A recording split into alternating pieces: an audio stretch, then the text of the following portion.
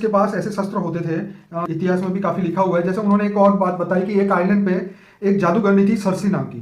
तो उस सरसी जादूगरनी ने जो पुरुष थे उनको सुअर बना दिए थे उसने अपनी छड़ी की मदद से। तो क्या वो टेक्नोलॉजिकल डिवाइस था उसके पास में, क्या वो उस इंसान के डीएनए को भी चेंज कर लेते थे, मनुष्य से सीधे जानवर बना देते थे। तो ये सब एक जादू के सहारे, एक छड़ी के इशारे पे सब होता था।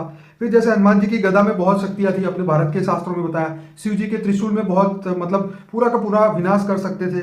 तो ये जो जादूगरों का जो कनेक्शन था, क्या वो दिव्य लोक में था, ऐसा वो लोग कह रहे हैं। देखो, जैसे हनुमान की गदा हो, शिव का त्रिशूल हो, या छड़ी हो, जादू की छड़ी हो, हमेशा उसमें पावर ट्रांसफर होती है आत्माओं की शक्ति। चाहे हनुमान में इतनी शक्ति थी, आत्मा की शक्ति इतनी थी। क्योंकि हनुमान जी जो थे, शिव के रुद्र अवतार 11वें रुद्र अवतार थे, उसमें इतनी शक्ति थी कि वो हाथ गदा पकड़ते, उसकी गदा में इतनी एनर्जी ट्रांसफर होती थी कि वो गदा से कुछ भी कार्य कर सकते थे। शिव के त्रिशूल में शिव की शक्ति आती थी।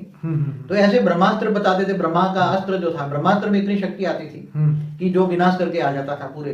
ब्रह्मास्त्र के शस्त्र के बारे में ये बताया जाता था कि पूरे ब्रह्मांड को ही खत्म कर सकता है। इतनी ब्रह्मा के शस्त्र में एक ही शस्त्र में पूरे तीनों लोग को खत्म कर सकता है।